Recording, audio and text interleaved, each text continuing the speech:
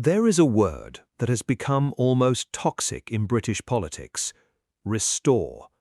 Say it out loud in the wrong room and you'll be told you're nostalgic, naive, living in the past. You'll be handed a lecture about how you can't turn back the clock, how the world has moved on, how your attachment to what Britain once was is really just code for something darker. I want to push back on that, hard, because I think the dismissal of restoration, as a political philosophy, as a governing ambition, as a serious intellectual position, is one of the most dishonest moves in contemporary British public life, and I think it has cost this country enormously. Let's start with what restoration actually means, because its critics rarely engage with the real thing. Restoration is not the belief that everything was perfect before some arbitrary date. It is not nostalgia for nostalgia's sake. It is not a desire to pretend the world hasn't changed. Restoration is the belief that certain things, certain foundations were functioning, were trusted, were ours, and that they were not allowed to decay through neglect or replaced through ideology without the consent of the people who depended on them.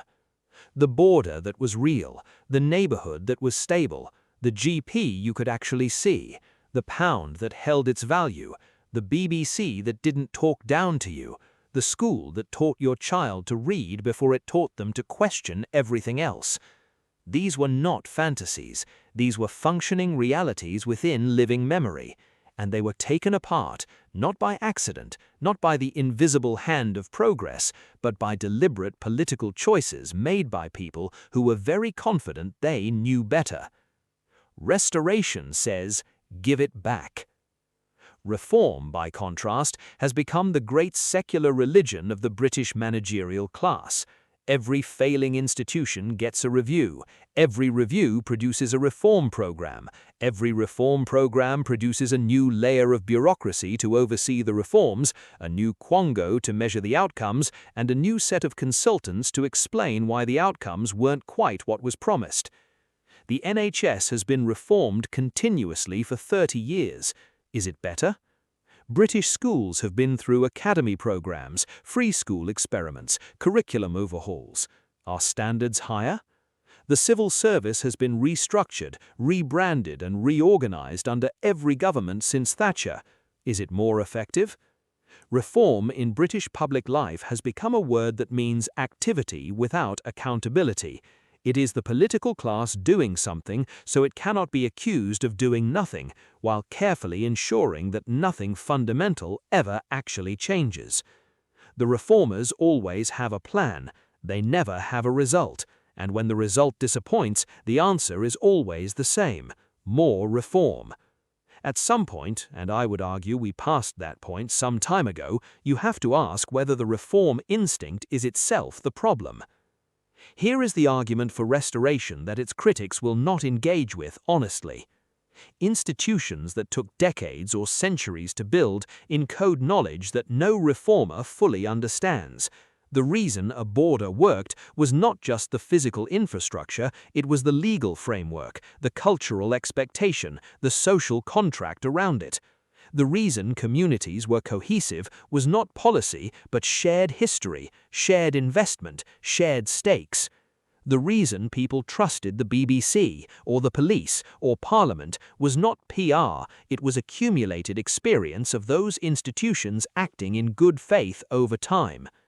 When you dismantle these things, even with the best intentions, even with a very impressive reform document, you do not simply lose the function. You lose the accumulated trust. And trust, unlike a policy, cannot be rebuilt on a schedule. Reform assumes you can design your way to what you want. Restoration understands that some things were grown, not designed, and that growing them again requires patience, consistency, and above all, the honesty to admit what was lost. The political establishment, left, center, and the hollowed-out shell of the right has no interest in this argument, because restoration is, by its nature, a verdict on them. It says, you broke something real, you replaced it with something worse, and you should answer for that. That is not a comfortable message for people who have spent careers managing Britain's long, slow, institutional unravelling while calling it modernisation.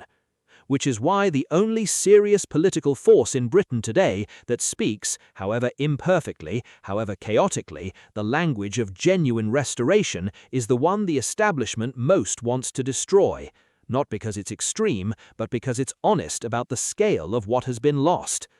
A party committed to actually restoring Britain, its borders, its institutions, its communities, its cultural confidence, is not offering a retreat into the past. It is offering the only coherent answer to the present.